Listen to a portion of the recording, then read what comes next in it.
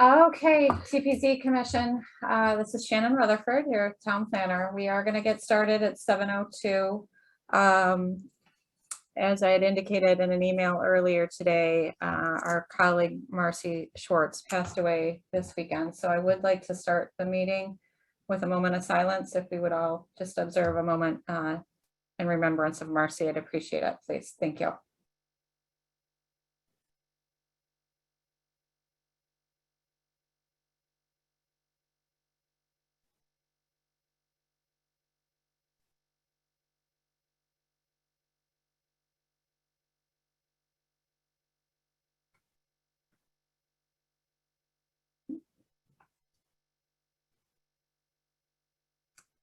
And thank you very much for that.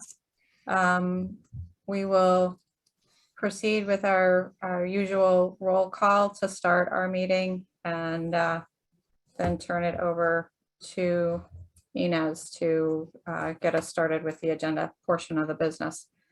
Patrick Carrier. Here. Mike Grigoulas. Here. Scott Halstead. Here. Inez St. James. Yeah. Mike Walsh. Here. James Ratcliffe. I'm not seeing James at the moment. He's been on and off. He's having a little computer trouble. We'll keep an eye out for him. And Liz Sanford. Here. Okay. Awesome. Yeah, and we're good. Okay. Thank you very much. Welcome, everyone. Welcome to Town Plan and Zoning Commission meeting. Today is January 24th. Welcome, Mike Walsh. Thank you for joining the team. We're Thank you for having me. Thank you. And Scott, we do not have any public hearings today, so you're off the hook. All right, sounds good. All right, the first item we have for new business is actually being tabled. It's an application from Mark Marzi. Shannon, I don't think we need to even take a vote, or you rather we do? Correct. We Okay. don't need to take All a right. vote. The applicant submitted a letter requesting an extension through February 23rd. Okay, They're working on updated elevations. thank you. Yes. Nice and quick. Yes. The next item is we are accepting receipt of site plan application from JRF Management LLC and Kawood Real Estate Development LLC. And I need a motion and a second to accept the receipt of the paperwork. Madam Chair, do we need to appoint alternate commissioners? Patrick. No, we can't. Yes. Right. Okay, sorry. So, No, it's okay. Right, we, in a case of an absence, right, we would, but the two situations, yeah, yep. It's a commission of 4 regular members this evening. Okay, thank you. I think Patrick was, Okay. No, that's okay. All right, yeah, Patrick Carrier. I move to receive a site plan application by JRF Management LLC and Cowd Real Estate Development LLC for a mixed-use development at 1349, 1371 Farmington Avenue, lots 8218, 8237 Farmington Avenue, 8560 New Britain Avenue, and 8794 Sequesson Road on the southerly side of Farmington Avenue. Scott second, Halstead, I second. all in favor? Aye. Aye. Okay, motion carries to accept, thank you. Next item, exclusive ink application. We need a motion and a second to accept the application.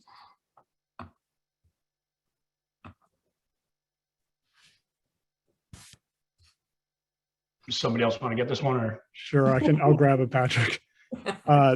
This is Scott Halstead. I move to accept the application from Exclusive Inc. as stated in the agenda. You want to, I think we should read it. You want me to read the whole thing? Okay. Yeah. See, this is why Patrick should do it, see? I move to accept the application for special permit for tattoo parlor use at 2 Spring Lane, CR zone, and schedule a public hearing.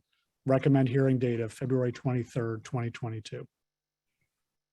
Okay, and second, Patrick Carrier, I second. okay, all in favor? Aye. Aye. Okay, we're good. Did you have a question, Shannon? Nope, I was Okay. just bringing it up in case it was easier to read it from the screen. So I thought I'd thank you. pop it up on the screen. Okay, and the last item that we are accepting this evening is an application from Town of Farmington Plan and Zoning Commission.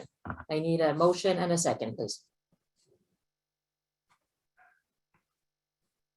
Patrick Carrier, I move to accept the application for text amendment by the Town of Farmington Planning and Zoning Commission to the zoning regulations, adding section 7.d.5 to Article 4, signs, and schedule a public hearing with a recommended hearing date of February 23rd, 2022. Scott Hall said I second. Thank you. All in favor? Aye. Aye. Okay, I think we got everyone. Thank you. Awesome. That was nice and quick. I very much appreciate that. Thank you. And Shannon, Yes. planners report. We do have a few planners report things this evening, and I do have one. I know I emailed you regarding 2 of them, and I've got one more that we're gonna sneak in here for tonight for discussion purposes. I do want to note too, I believe James Ratcliffe is on the phone with us. James, can you confirm you can hear us? Maybe. He's muted. I see. James, do you want to unmute yourself real quick? Chat, I can see him. We got a chat. Okay. Okay, he can hear us, so he's gonna be in the chat, so that's fine. We're all good, no problem. All right.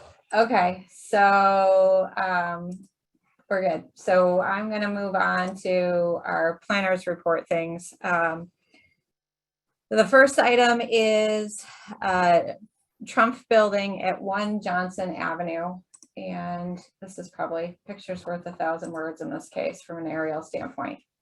So when we're looking at, this is Hyde Road, Johnson Avenue, and this is the access drive into Trump on Corporate Ave. And so this is referred to as 1 Johnson Ave. This building up near Hyde is 3. This building back here is 5, all Johnson Avenue. And this larger building is 111 Hyde Road, just so that we have our nomenclature down for this. And the airport is on the bottom, right? And the airport is below us Okay. off the page, and the new rails to trails parking, but the rails to trails that for the new comes up through here and runs along this edge and crosses Hyde Road and then continues in front of EBM. Okay. Just for orientation, but yes, airport and the parking for the new rail to trail extension is to the south off the page. Basically north is straight up on this. So we have, Trump submitted a building permit application for rooftop generator units for 1 Johnson Avenue. And the units are of a size that require the construction of a steel frame in order to support these generator units. And then the generator units are 95 inches in height on their own. And there's also oscillation, a dampening spring that these will sit in. So you'll have a steel frame and then a dampening spring and then the generator unit on top. When the building permit came through originally, the total height was 13.5 feet above this roof deck. And we pushed back to them and said, you need to look at this and you need to do better. And so they came back and they've changed basically the steel design and how the generator units are sitting on the steel frame that's supporting these on the roof. And in doing so, they've taken approximately 4 feet out of the height of this system. And that's this here. So this, when I had sent through, so this is the detail of the spring showing you in compressed and fully extended. This is the detail of the generator unit and the height And then this is the detail of the steel design, in the total height of this sitting. This represents the roof deck, this kind of light gray hatch pattern right here. This is the steel frame that's going to sit up out of the building, that's ties into the columns, right? So the vertical load is transferring right into the columns of the building and right down into the foundation of the building. And then the generator unit sitting on this frame that's built on the roof. So that's what we're looking at. And so when you add in the dampening, the springs to alleviate the oscillations when this is running, you're looking at approximately 9.5 feet. So then what I also wanted from Trump was a schematic, which they provided, showing clearly there's lots of rooftop units on these buildings. I think we've all been through this area on a regular basis. Then you see them and it kind of blends in for the most part. But I wanted to get a sense of the height of some of these that are already on these buildings. And so that's, they've given everything in inches. So the 9.5 feet translates to 115 inches. So that we're talking the same. So these RTUs, and this RTU is rather prominent, and it does show up in the photos. And if I come around, this is the 111 Hyde building. That's this RTU unit here. That's 105 inches, but you'll notice its prominence and position towards the front of the building and at this upper northeast corner. So it's in a prominent location on the building. These units are going to be 10 inches taller, but obviously set back quite a bit comparatively to this unit. The other unit, when you come over here to Johnson Ave, these units are 112 inches in height, and there's 4 of them. And I did confirm that they just gave this one height, but all 4 are of the basically equivalent height.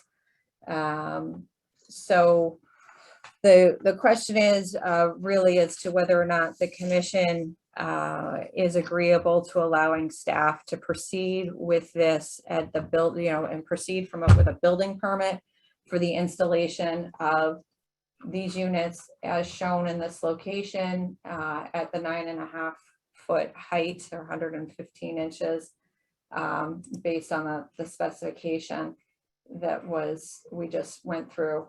The other thing I had done was also provided you some photos that we had as staff had taken. Bruce actually was kind enough to run through and do these photos for us.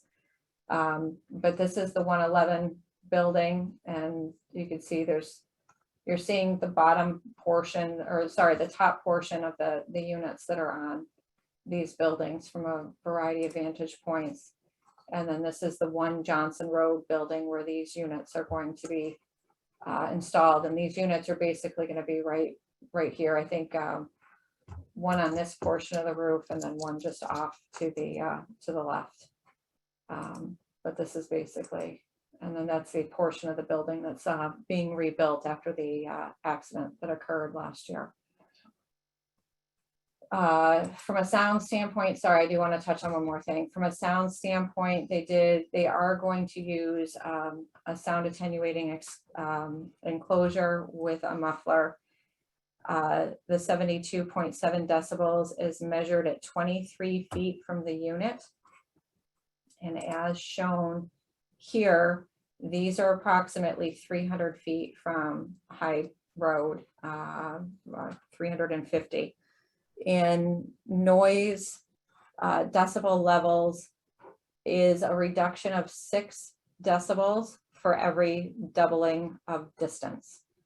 So if the 23 feet goes to 46 feet, you lose 6 decibels, and then 46 goes to 92, you lose 6 decibels, 92 goes to 148, you lose 6 decibels, etc. So And that's an industry standard for calculating decibel reduction over distance. And that will result in more than acceptable noise levels at the property lines. These will be tested during daytime hours. They do have to be tested regularly. Obviously, during emergency times, if there is an extended power outage, then the noise ordinance is typically not in effect during emergency times when there's extended power outages. So Okay, I think that takes care of everything, but I'm happy to answer any questions. And again, I do need a consensus as to whether or not the commission's okay with me moving ahead with building permit, or you would like to have the applicant come in to TPZ. okay. Let's just do the order we always follow. And Patrick, your first questions, comments, concerns? Yeah. First of all, I apologize. I'm bouncing in and out of my video. It seems that my internet connection is not that great for some reason. So, but I am here. Yeah, no, I mean, it sounds like you got them from 13 feet to 9 feet, which is, wow, that's pretty big, I guess, right? And then the only comment I have is that everything in the area seems to be either a little taller or comparable. So I have no issue with staff handling this without us being, having them come in front of us. Okay. Thank you. Awesome. Mike, Grabulis?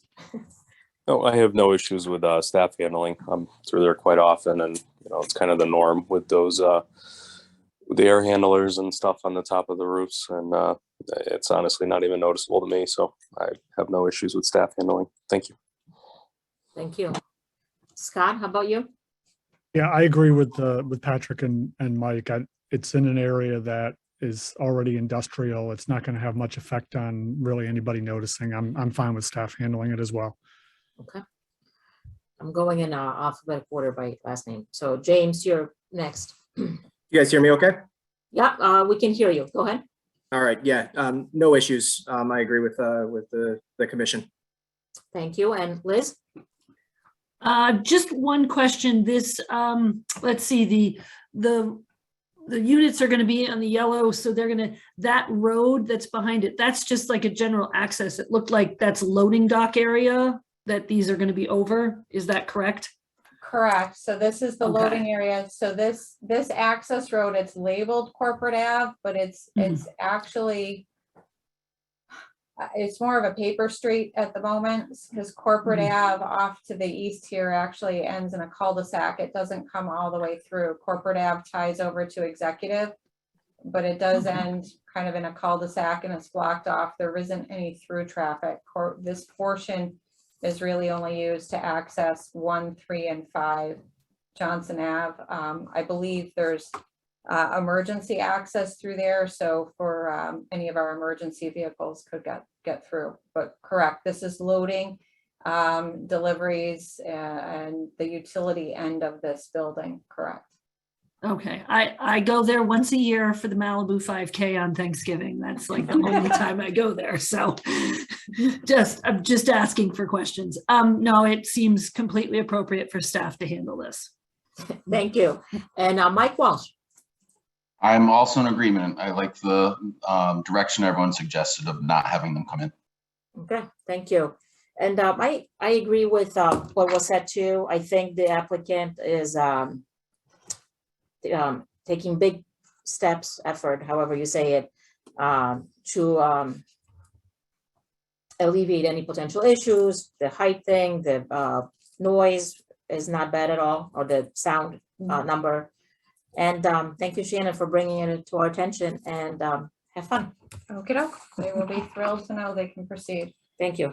No, thank you, everyone. All right, I'm going to, the next item I have for you is not something you were prepped with ahead of time. I'm going to move to 10 Mountain Lane. And for those of you that were part of the commission in the fall, you may recall the owner was in front of us in the fall for a ground-mounted solar application, and the applicant had already received a variance from Zoning Board of Appeals for the location of the ground-mounted solar. Sorry, folks. Whew. With respect to their rear property line, and they had already received approval with TPZ. So they were in with us and received approval from a site plan standpoint in the location of the ground mounted solar array. And then the homeowner had everything staked out in their yard and decided they really wanted it pushed back a little further. So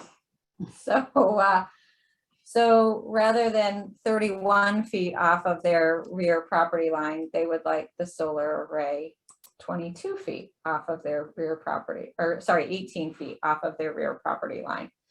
So they have already gone to ZBA, correct? The CBA, and were approved at ZBA for this new location because this is now closer to the rear property line. So they needed a new variance application. So it's moved closer to this rear property line. Wetlands, I believe, is looking at handling this administratively. But Bruce is addressing that with the Wetlands Commission. But you can see here, so this is the rear property line. This is the setback line and the septic system. That's what was approved in the fall, this general location. And this is the same. You can see the distance off the septic system is increased, and this is, the array is back closer to the rear property line. That's the only thing. The size of the array has stayed the same. There's no other changes. It's just the proximity to the rear property line. So if you're in agreement, then this can be handled administratively, and basically the approval that they already received would hold. Or we can have them come back in to officially modify their site plan approval under as a new business item. Yeah. Done with it. Pat, let's do the roll call again. Patrick, any concerns with moving it back a little bit? Not that I see any, no. Just a question, what is back there? Just looks like woods. I mean, nobody's living close back there. Correct. There is a tree line. There is another home off of, let's see, Old Mountain. I think Talcott comes through, Talcott Notch comes through. I'm trying to get my Mountain Spring. I guess Talcott Notch that's behind. I can always open the GIS real quick, but these are all, it's all R80. So most of these are all 2 acres or larger lots. So there is another home behind it, but there is still tree line between this home and the home to the rear. Okay, yeah, it was just more curiosity. I mean, that's what it looked like. I don't see an issue. I think staff level is fine. Okay. Thank you. Mike Grabulis? The orientation on the map is the same, just the distance. Correct. Okay. Yeah, I'm fine with administrative approval. Scott? I'm fine with administrative approval as well. James? Let's make this easy. All right. How about you, Liz? I second, third, fifth, whatever. Yes, I think staff can handle it. And Mike Walsh? I'm with Liz and the rest of the group as well. Wow, okay, an easy one. I agree. Thank you, Shannon, for Yeah. handling it. No problem. Okay, so this is easy, moving right along. And then the All right, next hour. So now, well, no, and actually I can pull up, so Yes. I can pull up our GIS. I'm gonna pull up our GIS while I'm talking. Or try to here, if it'll let me. The question that has come up, and it's not very often, but there has been a recent inquiry which has prompted that, and the fact that we didn't have a huge agenda. So we thought, well, if we're going to chat about something like this, now seems an appropriate time. The zoning regulations were modified, as I referenced back in 2014, to eliminate the ability to obtain a change to vary and get a variance for use in a residentially zoned property. So specifically, the use of any residentially zoned premise cannot be used for anything other than a residential purpose. and the use of premises within single-family residential districts for other than single-family residential purposes. So basically, at that point, TPZ removed the authority from the Zoning Board of Appeals to grant a use variance in a residential zone. And which is It is what it is. And there were reasons that led up to it, as I noted in the agenda review.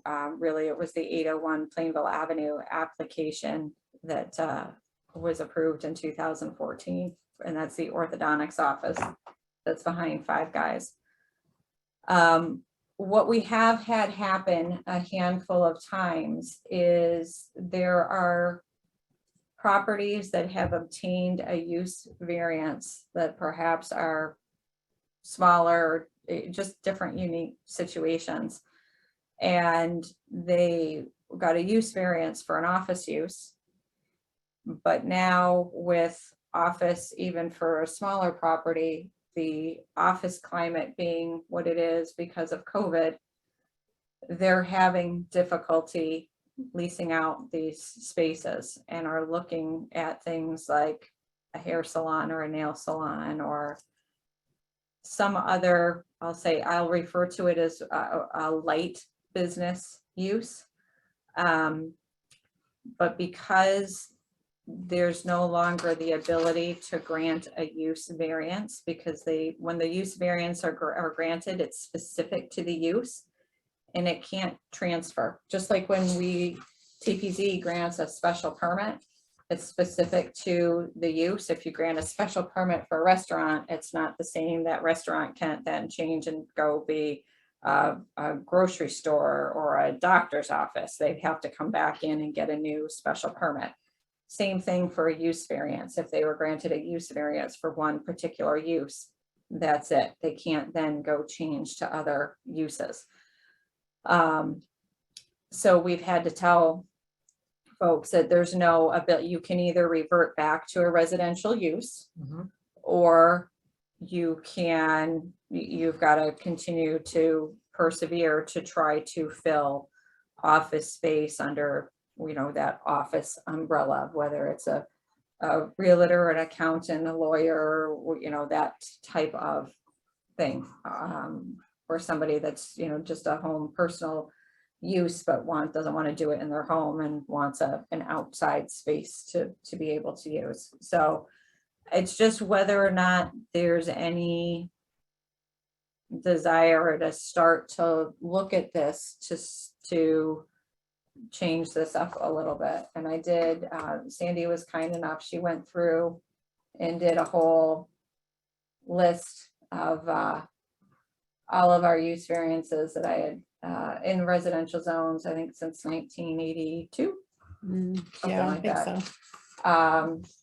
Yeah. So that was sent to you folks. I think on Friday I sent that out. So again, we don't have to do anything. Doing nothing is fine. I also just thought it was important to let you know that inquiries have been made, and this is not even a stumbling block. It's just one of those things that we're having to say no to. And again, it's been a handful of times. It's not weekly. It's not even monthly. It's just every so often it comes up. And I thought, why don't we just have the conversation? I have a feeling it might start happening a little more frequently given just the climate of things. So just thought we'd have a chat and discuss what you think you might like to do, if anything. And I can answer questions. Sure. I can get more information. I can. I'll just go first and then I'll turn it over. I'll tell you my thoughts when I first read this. So obviously all of this happened before any one of us were here, right? Correct. There was a reason why these requests were made for these uses. Maybe, it was a property or code that was not complying. But, I get that things change, regulation changes. I am definitely, I don't think it should be something that we do like overall, like a blanket reversal or granting an accommodation to go back to residential. I am a little worried that, so we have one of these properties, what if the use that they decide, the current owner decides is non-complying? Are we okay with anything that goes, that it's replaced with? Do you know what I'm saying? Yes, I worry that it's kind of a slippery slope. I don't think we should touch it. I really don't. And if there are requests, is there any way to handle them case by case, or it has to be changed? we can't. Okay. So because the TPZ by general statute, the TPZ is not allowed to vary their own code, right? Even some of the provisions that are in our code that indicate that a waiver, like Yeah. there's some attorneys are more okay with it than others, that waiver terminology. But a flat out variance, TPZ cannot vary Yeah. and issue variances to their own regulations. So it has to go to a separate board. With respect to whether or not one mechanism that could be put in place would be that if we could look at all the uses and limit, right? So it's not any business use. Right. You could look at that and limit it and say, okay, if it is this, typically these are in transitional areas, right? Where you're transitioning from a business zone to a residential zone. And for whatever reason, having the premise continue to solely operate as a residence has not been viable. Because of the location, because of the adjacent commercial, because of traffic patterns, for a variety of reasons and things. And so these business uses that come in typically they're left to look more like in the residence it's just a revamp of that existing residence, and is more transitional. To soften that transition between the business use and the residential zone. So you could limit, you can also request that any application that for the variance request has to then be referred to TPZ and must have a positive referral from TPZ. Okay. So not only does it have to come to TPZ for review, but it has to have a positive referral. So we'd have to, go through with any if this regulation were to change, I would not do it without the consult of the town council. Yeah. So we would town being our town attorney, sorry, not the town council, Right. but our town attorney. And that language is used, the positive referral language is used with respect to ADRC in some instances where they are the referring board back to TPZ. That same language is used. So there is an opportunity to perhaps, again, limit the scope of what would be considered acceptable. And I would also say that it would only be to those that already have a use variance. I wouldn't open it up necessarily to properties that don't already have a use variance. So there'd be some stipulations there that it would be only those that already have a use variance. There'd have to be a referral to TPZ, and the types of uses that would be considered could be limited based on the full list that we already have in the business zone. So thank you for bringing this up. I think all the points you made are valid. I think just overall relaxing of what has been granted, I'm not comfortable with. But definitely let's turn it over to the commissioner. So we would need more information, and I think we would need to have some bumpers in place. But Patrick, how do you feel about what was presented? Well, I mean, I guess I would say that I would almost need more time to actually understand it completely, I guess, right? Yeah. So I read through what you had, and I was going to wait for the explanation. Now, so what you're saying is, pre-2014, it was a certain way, and it was changed in 2014, and what exactly changed? So prior to 2013, ZBA had the ability to grant a use variance in any zone. In any zone. This section didn't exist prior to 2014. There was the requirement to refer to TPZ, but it was a requirement that the referral was made. It wasn't a requirement that the response back from TPZ had to be positive. So that Oh, it didn't require, so prior to this application, and I'll, in full disclosure, I was the engineer of record for 801 Plainville Avenue. So this regulation was changed because of me. Yeah, I know. So, and what happened was the zone, and again, there's some unique parcels and unique situations that come up. And I can also, in full disclosure, there is no one looking to change this particular parcel. The inquiries that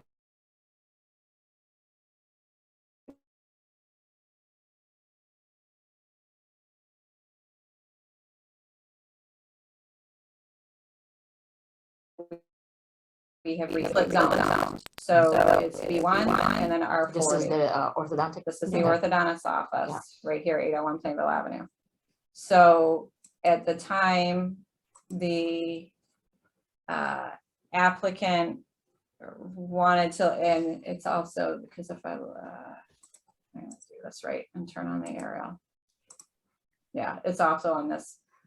So I'll turn the zoning back on real quick. So you can see where the building is in B1, in the B1 portion, but there's parking in a portion of the building in the R40. So there is a provision of the code that if your parcel is split zoned, then up to 30%, you can expand, I could expand the B1 requirements into the R40 portion of the lot by up to 30% area, if you will. But it didn't allow for the appropriate development and adhering to all the setbacks, et cetera. So the applicant looked at doing a zone change for B1 for the whole zone. And that was not, it was not met favorably by some of there's residential properties to the north and to the west. It was not met favorably. It was denied at TPZ. So then the applicant opted to try with ZBA for a use variance. It was referred to TPZ. TPZ issued a negative letter, and it was approved at ZBA anyway in 2014. So and then at that point, Mr. Warner, Bill Warner, had just come on. So he came through partway through that permitting process. And so he, along with the TPZ commission at the time, changed the regulation and put in the current wording that's in the regulation. Okay. So that was a short answer. So there's some history there. No, that's the full life. All right, yeah, I no, got I nothing mean, else to disclose on that one.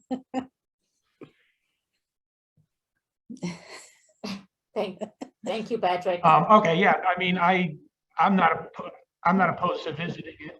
Oh, can you hear me? So again, my internet Yes, we connection can. is acting up. But yeah, so again, I'm not opposed to visiting it. Let me put it that way. Okay. Okay, Mike Rabulis, what is your opinion of what you heard? I don't necessarily object to it. I think I would have to think about it a little more. Shannon, would you be able to, maybe for me to help me wrap my head around it a little more, would you be able to, in the public forum, give an example of something that was proposed recently?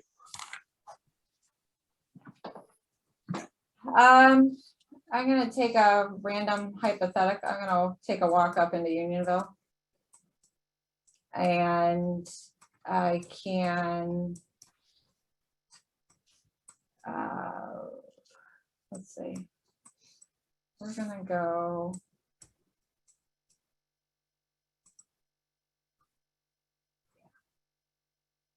So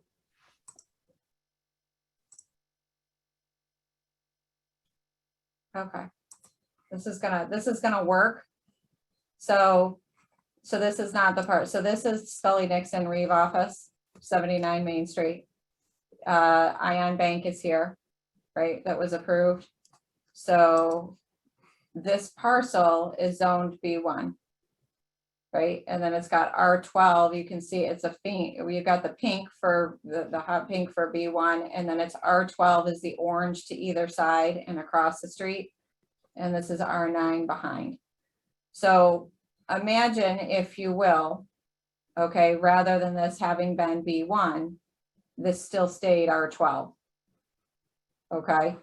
And instead of this being B1 to accommodate the law offices, it had been R12 to accommodate the law offices. If they wanted to do, and they had been granted a use variance to do so, right? So they have a use variance to do this. They can't do anything else. If they, even in the absence of the Ion, say Ion Bank never came in, but the law offices, say everyone retired and they wanted to put in a doctor's office here, or a real estate office would probably go, but they wanted to put a hair salon in, or they wanted to put a little restaurant in, they would not be able, there's no mechanism to even consider it. Okay. Okay. Does that help? Yeah, that helps. I appreciate that. Yeah, I definitely wouldn't be opposed to, looking at this a little more and maybe changing it if it, the commission was in agreement. Okay. Thank you, Mike. How about you, Scott?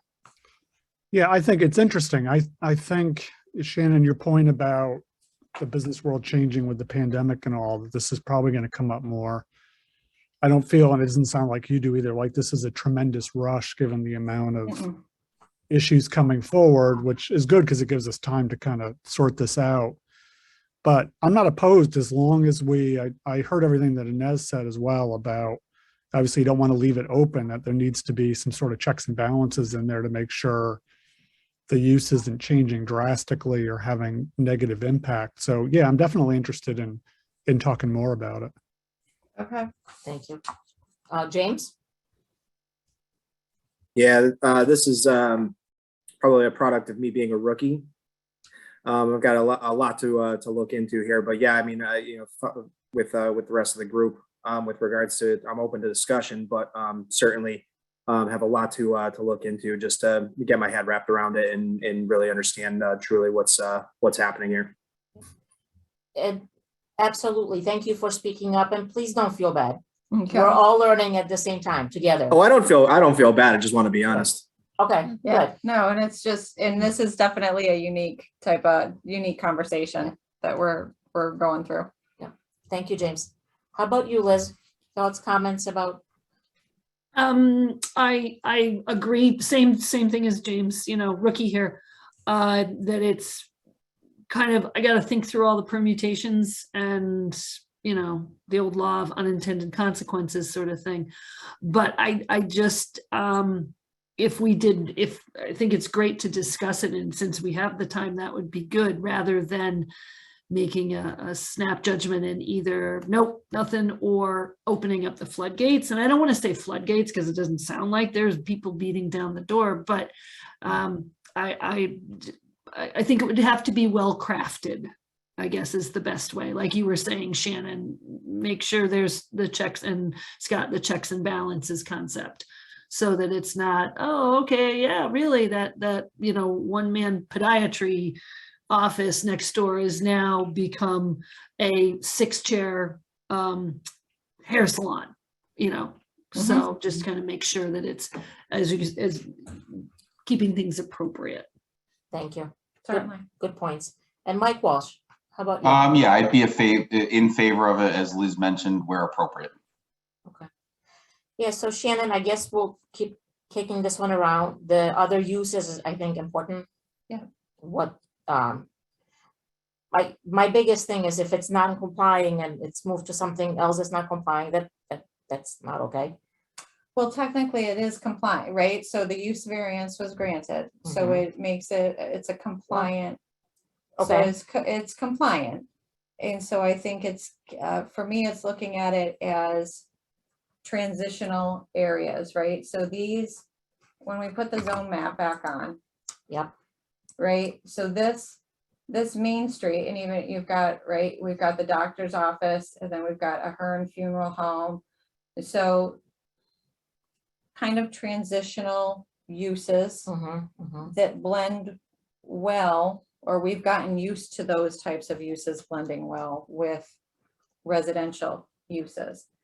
You see the same thing down here, right? You've got the Stop and Shop and the gas station in Sanford and Holly, and then what we look at is a hard line of West Avon Road, but we do have Hodge here, and there is these two buildings here are actually used as office.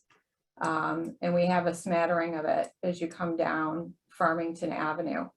So it happens quite frequently. And I can take the list that Sandy generated and start to show where those are on a map, might be the next step, because that would be That makes sense. Sure. helping to understand where where the potential for these discussions could even be. And also take a look at the list of uses that are in the B1 and BR zones and say, okay, these are definitely probably hard no's of things that we would not want.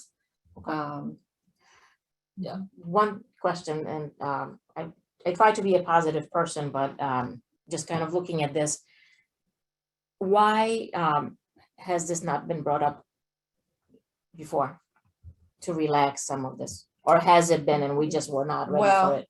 So Mr. Warner put it in place. Yep. He, I don't think ever had any intention of relaxing it, right? He put it in place. Sure, sure. So that would, and then I think with the changes of planning personnel, they're probably, from a consistency of inquiries being made, it's myself, Bruce, and Sandy are the only ones that have been here consistently to have had this. I mean, Bill was here through December of 2018. Okay. So, and this was put in, so he was here for 4 years after this was implemented. Okay. And are these properties same owners still, or they have changed? That I don't know. I think there have been some transitions, and I think perhaps that's where some of the questions are coming from, is that someone has purchased a property thinking that it's a business use, but not understanding that it's not a business zone. Right. And thinking they could do some other things with it. So that may be where some of the questions are coming from. All right. So thank you, commissioners. Great conversation. Thank you, Sandy, for dealing with it. It sounds like more often than we think. And Shannon, you're the best. So you'll help us frame it as we go. And yep. Okay. And again, there's no rush, and there's nothing forcing anybody to do anything. So. All right. Thank you. I do have one other thing to share. That's Sure. That's an easy one. So our we had a new assistant town planner start today. We do? We do have a new assistant town planner started today. So, and I apologize. This should not be, it shouldn't be a surprise to you, but I apologize. So Garrett Daigle started with us today. So, and Garrett comes to us from Plainville. Okay. And so he will be working with Bruce, Sandy, and I, and we are very excited to have Garrett joining us. one, to have a fourth person back in on the department is huge. I will be staying with Thank you. TPZ. I'm Yeah, like yeah, no. waiting till you're done. No, I'm no, like, no. I okay. will be staying with Yes. TPZ. I will be staying with TPZ, ADRC, and Farmington Historic District. We'll be transitioning Garrett into Zoning Board of Appeals, our Green Efforts Committee, and our Unionville Historic District. Okay. But we're also, I'm so excited to have him join, because there's been some other little zoning thing, like the chickens that we had talked about, right? And we want to change the chicken regulation, and there's some other just some little nuance things that need to get updated. And then there's some other larger things, like with stormwater and MS4 requirements. And Garrett I already gave him his project list. That's today. awesome. Good for you. So you'll be meeting Garrett, throughout, because as if he's the one that authors the text change, then I'll have him come in Okay. and Nice. present it. But he's certainly familiar with the land use process, so he's pretty much going to jump right in and hit the ground running, and we're really excited. Excellent. Thank you. No, that's awesome. I'm very happy for you. You've been doing 3 jobs for how long? So We all have, the 3 of us have Yeah. been doing it. yeah, but come on, Shannon, it's been a long time. So It's good. been all 3 of us carrying that Yeah. and shouldering that, so Awesome. it's really. And thank you for choosing us. Yeah, well, I would not be okay if you were leaving, just saying that. I know it's recorded. And probably, well, a heads up for the rest of the commissioners, we have some training coming up. We don't know how it's gonna look like, but it's coming, yes, which is exciting, and it's a requirement from the state. correct. And, we have, pretty much everyone is new, right, or We newer, have so we will all right. benefit from it, so. Yeah, yeah, so the state has mandated, we've got a little time, so it's a 4 hours of training, and we'll work through that so that it's, kind of an hour chunks over a couple of meetings, and see how we're gonna get this Mhm. incorporated. So I'll be talking with the town manager on that in the Okay. next little bit. Awesome. But yes, it is a Thank you. state mandate now, so. All right, anyone have any questions for Shannon? We're good? Okay. I know, I almost wanted to say, when on the way here, I saw this, but I can't. It's okay. We got things to do. It's almost 8. All right, the last thing on our, agenda is the approval of minutes from January 10th. We need a motion and a second, please. Patrick Carrier, I make a motion to approve the minutes of the January 10th, 2021 Town Planning and Zoning Commission meeting. All right, somebody. Scott Halstead, I second. Thank you. Awesome. All in favor? Hi. Aye. Awesome. Sounds pretty unanimous. All right, so 7:55, we are adjourned. Thank you very much, everyone.